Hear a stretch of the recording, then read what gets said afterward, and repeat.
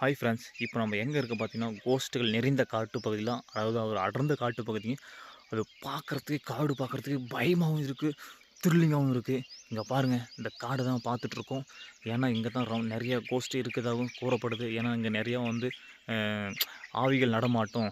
அதாவது பாருங்கள், அந்த சைடில் கொஞ்சம் டவுனாக இருக்கும். அந்த அந்த டவுனில் வந்து பள்ளத்தாக்கில் வந்து நிறைய வந்து பாடிகளை வந்து வச்சுருக்காங்க. ஆனால் அந்த பாடிகள், அந்த ஆவிகளை தான் அங்கே நடமாடுறதாகவும் கூறப்படுது. ஆனால் என்னால் நம்ப முடியலைங்க. எப்படி சொல்கிறதுன்னா வச்சுக்கோங்க, இந்த சயின்டிஸ்ட், அதாவது சயின்ஸ் காலத்தில், விஞ்ஞான காலத்தில், இப்போ எப்படி சொல்கிறது, நிறையா இதெல்லாம் பேய்கள் இருக்குதா அப்படின்னு ஆராய்ச்சி பண்ணதில் பேய்கள் எந்த ஒரு இது நம்ம பார்த்தது கிடையாது. ஆனால் நானே நம்ப முடியலைங்க. எங்கள் கோஸ்ட் இருக்குன்னு சொன்னால் நம்ப முடியலைங்க.